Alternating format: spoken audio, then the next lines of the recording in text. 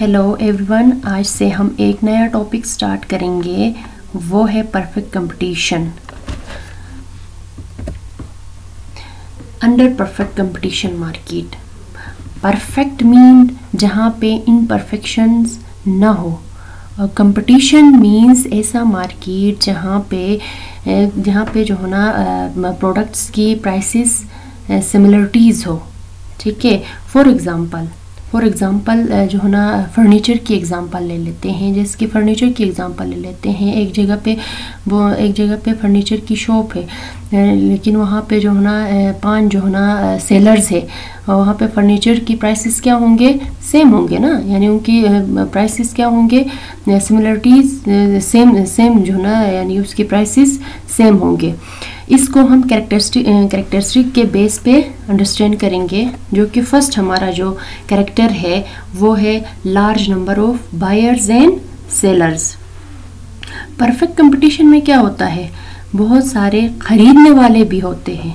Sellers means बहुत सारे देने वाले भी होते हैं। इतने ज़्यादा होते हैं कि एक सेलर यानी सिंगल प्राइस को चेंज नहीं कर सकता है। क्योंकि यहाँ पे जो है ना ऑब्वियसली बहुत सारे बायर्स एंड सेलर्स होते हैं। सपोज जो है ना उसकी एग्जांपल ले लेते हैं, आपकी फर्नीचर्स की एग्जांपल ले लेते हैं। ठीक है, 5 जो है ना एक जगह पे 5 जो है ना फर्नीचर की सेलर्स है, जो कि वो लोग क्या कर लेते हैं, फर्नीचर बेच देते हैं। चेयर्स की एग्जांपल ले ले वहाँ पे, लेकिन वहाँ पे क्या होगा, प्राइसेस सेम होंगे ना, प्राइसेस सेम होंगे, लेकिन वहाँ पे एक ही प्राइस पे वो जो है ना चेयर्स सेल करेंगे बायर्स। ओके, जो कि इसकी पूरी जो है ना डिसीजन मेकिंग मार्केट के ऊपर होती है। प्राइस डिसीजन मेकिंग जो है ना आपकी उसके ऊपर होती है, मार्केट डिसीजन के ऊपर होती है। जो कि सेकंड कौन सा है, homogeneous product is produced by every firm. क्या कर लेते हैं आपके एक दूसरा जो है ना इसकी इंपॉर्टेंट कैरेक्टरिस्टिक कौन सा है, होमोजीनियस प्रोडक्ट्स होते हैं। जो होमोजीनियस का मतलब होता है same in quality, size and colour. ठीक है, फॉर एग्जांपल उसकी एग्जांपल ले लेते हैं सब्स्टिट्यूट गुड्स में क्या होता है, जब एक चीज़ की प्राइस बढ़ जाती है तो दूसरा हम प्रीफर कर लेते हैं।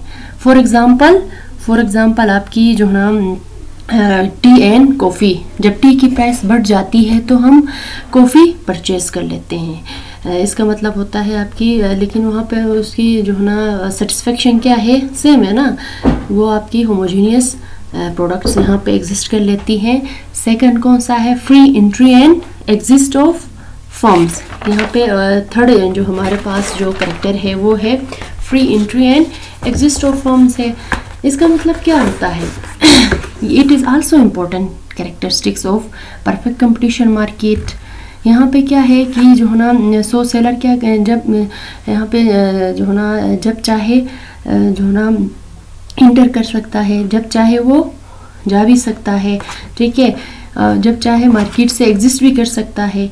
इनको कोई रिस्ट्रिक्शन नहीं होता है, इनको फर्म एग्जिस्ट भी कर सकते हैं। जब चाहे जो है ना फर्म इनकी जो ना फर्म या दूसरे उसकी अगर बात करें, फर्म्स की अगर बात करें, तो यहाँ पे उसके लिए कोई लाइसेंस की ज़रूरत नहीं होती है।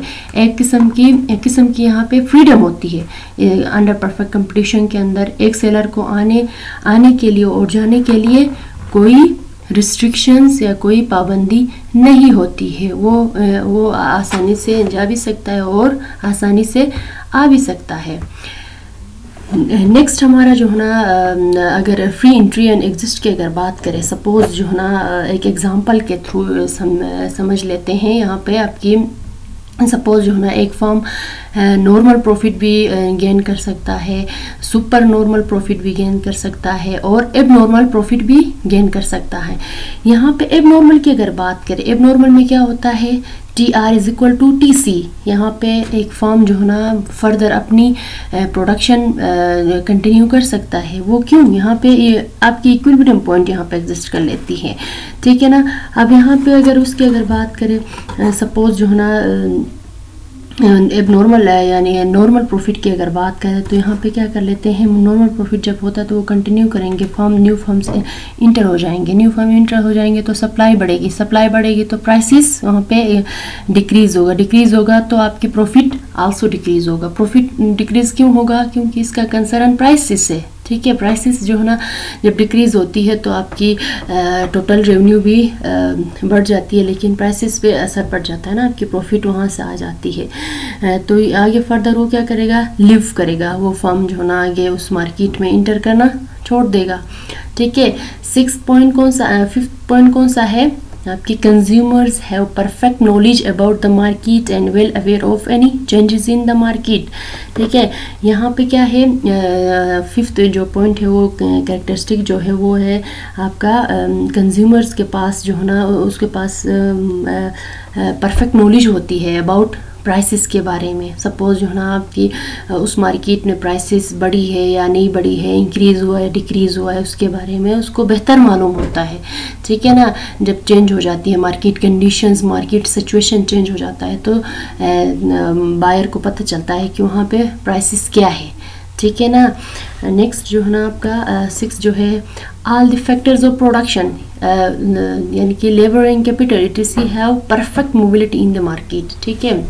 लेबर और कैपिटल की अगर बात करें तो यहाँ पे एक लेबर की अगर बात करें या कैपिटल की अगर बात करें तो यहाँ पे फ्रीली जो है ना एक जगह से दूसरी जगह जाके जो है ना वो एक मार्केट भी ओपन कर सकता है, या लेबर की अगर बात करें तो एक जगह से दूसरी जगह यानी एक फर्म या एक इंडस्ट्री से दूसरी इंडस्ट्री तक दूसरी इंडस्ट्री जाके जो है ना वो काम कर सकता है, ठीक है। इसकी कोई रिस्ट्रिक्शन यहाँ पे मौजूद नहीं होती है। 7 पॉइंट कौन सा है, नो गवर्नमेंट इंटरवेंशन, यहाँ पे गवर्नमेंट की इंटरवेंशन भी नहीं होती है, फ्रीली जो है ना फर्म जो है ना ईजिली जो है ना अपनी प्रोडक्शन कंटिन्यू कर सकता है। नो ट्रांसपोर्टेशन कॉस्ट, यहाँ पे इसकी आने जाने में इसकी कोई ट्रांसपोर्टेशन नहीं होती है इसके अंदर परफेक्ट कंपटीशन के अंदर।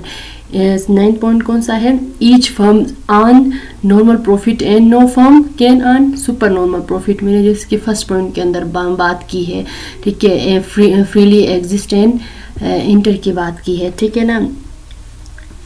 इसमें जो ना 10 पॉइंट कौन सा है, every firm is price taker, it takes the price as decided by the forces of market, forces of demand and supply, no firm can influence the price of the product.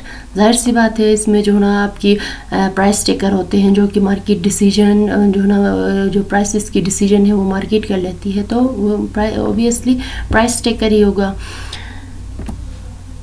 अब जो ना इन characteristics के base पे हम क्या करेंगे, further आपकी table and graph के थ्रू अंडरस्टैंड करेंगे। यहाँ पे एक कंडीशन एग्जिस्ट कर लेती है, like P is equal to AR is equal to MR, ये अंडर परफेक्ट कंपटीशन की कंडीशन है जो कि इसको हम फर्दर टेबल के थ्रू अंडरस्टैंड करेंगे। अब टेबल के अंदर नज़र आ रहा है कि सबसे पहले आपके पास गिवन है यूनिट्स ऑफ कोई भी output, units of weight, units of apples, units of shoes वगैरह यहाँ पे मौजूद होंगे। सेकंड रो में क्या है, TR है, टोटल रेवेन्यू है, और थर्ड रो में क्या है, AR है, एवरेज रेवेन्यू है, और फोर्थ में क्या है, मार्जिनल रेवेन्यू है। ये कैसे कैलकुलेट कर लेते हैं, सबसे पहले हम इधर जो नज़र आ रहा है इस तरफ आपकी लेफ़्ट साइड पे जो कि TR, AR और MR कैसे कैलकुलेट कर लेते हैं वो फर्दर हम अंडरस्टैंड करेंगे। जो कि फर्स्ट आपके पास सपोज़ आपके पास प्राइस जो है ना 5 है, ठीक है ना, एंड सपोज़ आपकी प्राइस टेकर है ना जो कि डिसीजन मेकिंग जो है ना पूरी उसके ऊपर डिपेंड होती है आपकी मार्केट के ऊपर। लेकिन यहाँ पे सबसे पहले हम सपोज कर लेते हैं यहाँ पे आपके पास मार्केट प्राइसेस 5 है। आप टोटल रेवेन्यू कैसे कैलकुलेट कर लेते हैं, टोटल रेवेन्यू जो है ना prices market prices multiply by Q mean units of output, जो कि फर्स्ट रो में नज़र आ रहा है, यूनिट्स की बात हो रही है, ठीक है ना। और सेकंड जो है ना आपके पास AR कैसे कैलकुलेट कर लेते हैं, TR total revenue divided by quantity, units of output divide कर लेते हैं।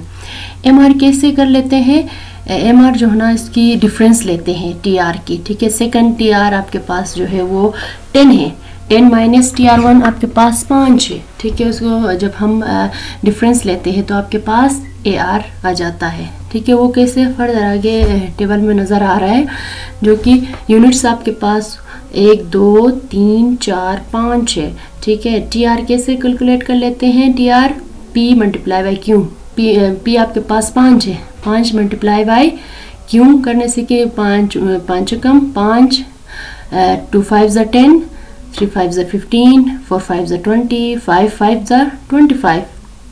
ए आर कैसे कैलकुलेट कर लेते हैं, T R divide by Q, T R यानी 5 डिवाइडेड बाई 1 करेंगे तो आपके पास 5 आ जाएगा, और 10 डिवाइडेड बाई 2 करने से 5 आ जाएगा, और 15 डिवाइड बाई 3 करने से 5 आ जाएगा, और 20 डिवाइड करने से 4 करने से आपके पास 5 आ जाएगा, या 25 डिवाइडेड बाई 5 करने से आपके पास 5 आ जाएगा। नेक्स्ट आपकी एम आर की डिफरेंस जो है ना, अगर उसकी कैलकुलेशन की अगर बात करें तो यहाँ पे टी आर पे आ जाओ, टी आर रो पे आ जाओ, 10 माइनस 5 करने से 5 आ जाएगा, 15 माइनस 10 करने से 5, अगेन 20 माइनस 15 करने से 5, 25 माइनस 20 करने से 5। ये हो गया आपका टेबल, जो कि हम अंडर परफेक्ट कंपटीशन में टेबल को हम इस तरह ड्रा कर लेते हैं। नेक्स्ट आपके पास आ जाता है ग्राफ, ठीक है ना। ग्राफ कैसे जो है ना कैलकुलेट कर लेते हैं, ज़रा इधर देखते हैं। वर्टिकल लाइन पे हम जो है ना आपकी प्राइसेस लेते हैं, मार्केट प्राइसेस, और हॉरिजॉन्टल लाइन पे हम व्हीट की एग्जांपल मैंने ली थी, जो क्वांटिटी ऑफ क्वांटिटी लेते हैं। यहाँ पे आपकी उसकी अगर बात करें, प्राइसेस की अगर बात है, पीछे टेबल में नज़र आ रहा है, टेबल के अंदर क्या है, prices A R M R equal है, तो जाहिर सी बात है ये सेम ही पॉइंट पे आ जाएगा, जो कि 5 है यहाँ पे। 5th पे जो है आपकी ए आर एम आर और पी जो है ना यहाँ पे हॉरिजॉन्टल लाइन पे आ जाएगा। ये आपका ग्राफ हो गया। नेक्स्ट आपके पास जो है टी आर की है, टी आर वही आपकी वर्टिकल एक्स वाई पे हम टोटल रेवेन्यू लेते हैं, और एक्स पे हम लेते हैं आपकी क्वांटिटी ऑफ व्हीट, जो कि अगर उसकी अगर बात करें टी आर की अगर बात करें, जैसे जैसे क्वांटिटी बढ़ जाती है टी आर आल्सो इंक्रीजेस, क्योंकि आपकी टी आर किससे कंसर्न है, पी मल्टीप्लाई बाई क्यू से है। जैसे जैसे आपकी प्राइसेस बढ़ जाती है, जैसे जैसे आपकी क्वांटिटी बढ़ जाती है, तो आपकी टी आर आल्सो इंक्रीजेस, ठीक है ना। यहाँ पे इसलिए इसकी जो रिलेशनशिप की अगर बात करें, टी आर और पी के रिलेशनशिप की बात करें, तो यहाँ पे पॉजिटिव रिलेशनशिप है, ठीक है ना। ये हो गया आप लोगों का अंडर परफेक्ट कंपटीशन का, उसके कैरेक्टरिस्टिक्स और उसका ग्राफ और उसका जो है ना table. Thank you so much my dear students.